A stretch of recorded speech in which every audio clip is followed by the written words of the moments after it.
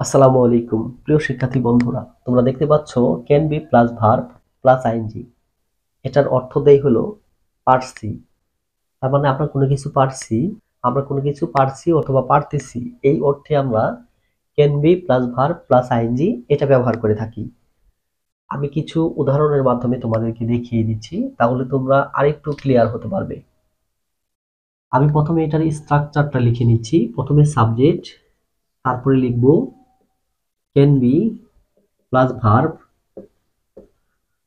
Plus ING, ভার্বের সাথে ING দিতে হবে, প্লাস অবজেক্ট প্লাস এক্সটেনশন। হ্যাঁ, এখন দেখো কিছু উদাহরণ লিখছি আমি। প্রথমে লেখো, আমি রাতে ঘুমাতে পারছি। তার মানে আগে ঘুমাতে পারতো না, এখন পারতেছে। এটার ইংলিশটা কি হবে? প্রথমে সাবজেক্ট আই, তাহলে আই ক্যান বি, তাহলে ঘুমানোর ইংলিশ কি বলতো? স্লিপ। তাহলে আই ক্যান বি স্লিপ, এর সাথে ING sleeping. I can be sleeping at night. একদম সহজ। আমি রাতে ঘুমাতে পারছি, এটার ইংলিশ কি? I can be sleeping at night. আমি রাতে ঘুমাতে পারছি। আরেকটা উদাহরণ দিচ্ছি, সে খেতে পারছে। তার মানে আগে পারতো না, এখন পারছে। সে তরকারি দিয়ে ভাত খেতে পারছে। এটার ইংলিশ কি হবে বলতো? তাহলে হি ক্যান বি খাওয়ার ইংলিশ কি বলতো? He can be eating. Eat মানে খাওয়া, এর সাথে আইনজি যোগ করতে হবে। তাহলে he can be eating rice. ভাত খেতে পারছে। কি দিয়ে খেতে পারতেছে? তরকারি দিয়ে, তাই না?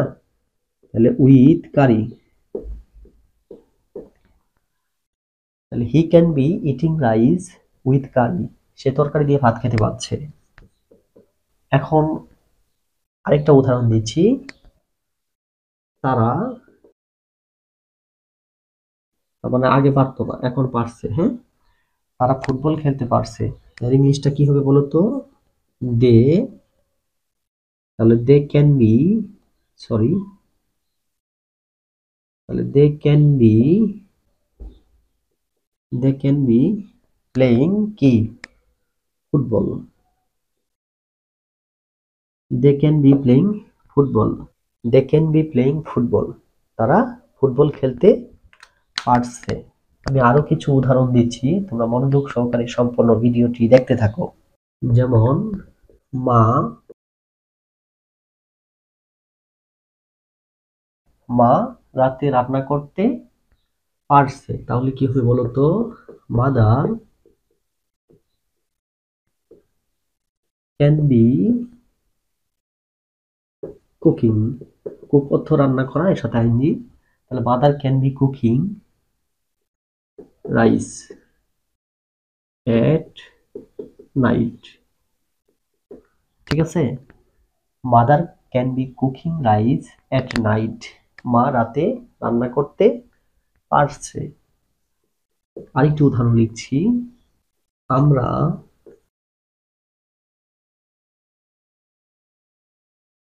আমার আগে হাঁটতে পারতো না, এখন হাঁটতে পারতেছে। হ্যাঁ, তাহলে কি হবে বলতো? We can be we can be হাঁটার ইংলিশ কি? ওয়াক। তাহলে walking, we can be walking. আমরা হাঁটতে পারছি কখন? বিকেলে। তাহলে in the afternoon. And double O N. তাহলে we can be walking in the afternoon. আমরা বিকেলে হাঁটতে পারছি। আরেকটি বাক্য লিখছি, রহিম রহিম তাহলে রহিম, লেখো, রহিম ক্যান বি গোয়িং। হ্যাঁ, ক্যান বি গোয়িং টু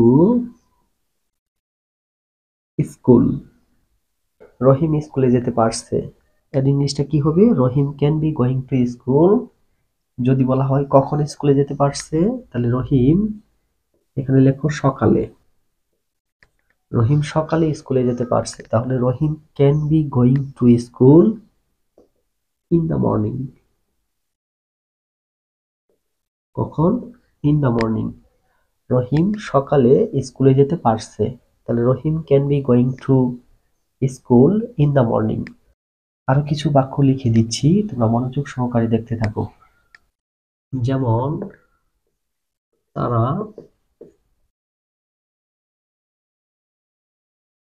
তারা ইংরেজি শিখতে পারছে। হ্যাঁ, তাহলে কি হবে বলো তো? They can be, they can be, শিখার ইংরেজি কি? Learn, a learning. হ্যাঁ, they can be learning in English, ইএনজিং এলআই, they can be learning in English. তারা ইংরেজি শিখতে পারছে।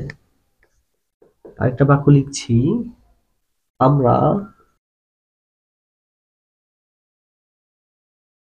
পারছি। তার মানে আগে পারতো না, এখন পারছে। হ্যাঁ, তাহলে এটার ইংলিশ কি হবে বলো তো? We can be, we can be speaking. পারছি, তাহলে উই ক্যান বি স্পিকিং, কথা বলতে পারছি। We can be speaking in English, আমরা ইংরেজিতে কথা বলতে পারছি। তো প্রিয় শিক্ষার্থী বন্ধুরা, এই যে পারছি এই অর্থে আমরা can be plus verb plus ING এটা ব্যবহার করে এই ধরনের অসংখ্য বাক্য তৈরি করতে পারি। তো প্রিয় শিক্ষার্থী বন্ধুরা, সবাই ভালো থাকো, সুস্থ থাকো। আসসালামু আলাইকুম।